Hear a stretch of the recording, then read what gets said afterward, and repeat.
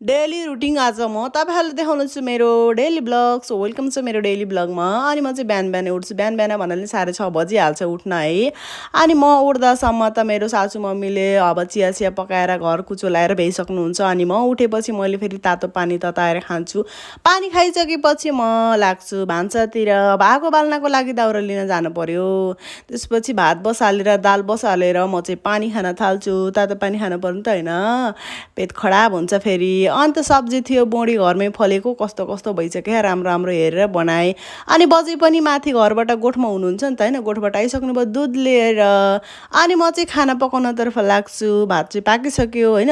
अब सब्जी के पकाउनु त, बोडी र आलु भुट्ने, दाल भात आलु अनि बोडी थियो सब्जी।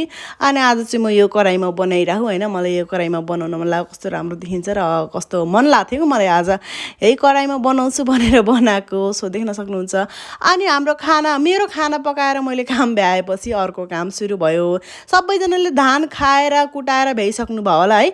हाम्रो चाहिँ यो वर्षको होइन, अस्तिको वर्षको धान अझैसम्म कुटाएको थिएनौँ कि है, मिल मलाएको थिएनौँ। यत्तिकै दुईचोटि सुकाएर यत्तिकै थियो कि। त्यसपछि अब सासू मम्मी माथि हुनुहुन्थ्यो अनि यहाँ चाहिँ देवरले बोकिराख्नु भएको थियो, बाबाले उचालिदिनु भएको थियो। त्यसपछि अब म पनि माथि चढेँ। अनि म चढेपछि भिडियो बनाउनु पऱ्यो। मेरो छोरा पनि भर्खर उठेको थियो, हुँ गरेर हेरिरहेको थियो। उता फेरि देवरले बोकिराख्नु भएको थियो। अनि हामी सासू बुहारी चाहिँ माथि चाहिँ के गरेको भनेपछि बोरा यसरी लाइनले मिलाउनु पऱ्यो नि त होइन। यो वर्षको धान हामीले बल्ल कुटाउन जाँदैछौँ। बाजे पूजा गरेर आइराख्नु भएको थियो। त्यसपछि बजैले कालेलाई टिका लगाइदिएको पूजा गर्नुभएको थियो नि त होइन। अनि प्रसाद पनि दिनुभयो। त्यसपछि मैले फेरि भिडियो गराइदिएँ। अनि मैले पनि टिका लगाएर प्रसाद खाएँ। आफ्नो भिडियो त गराउनै पाएन, त्यस्तै भयो। अनि हाम्रो गाउँमा मन्दिर छ नि त होइन, शिवालय मन्दिर, त्यसको बाटो बन्दैछ देख्न सक्नुहुन्छ होइन। अनि यहाँ चाहिँ इट्टा बुझाउने, टाइल बिछाउने। अनि त्यसको चाहिँ अब आज पहिलो दिन देखेको छ र बाजेले पूजा गरेपछि अब सुरुवात होइन, राम्रो काम गरेपछि पूजा गर्नु पर्यो।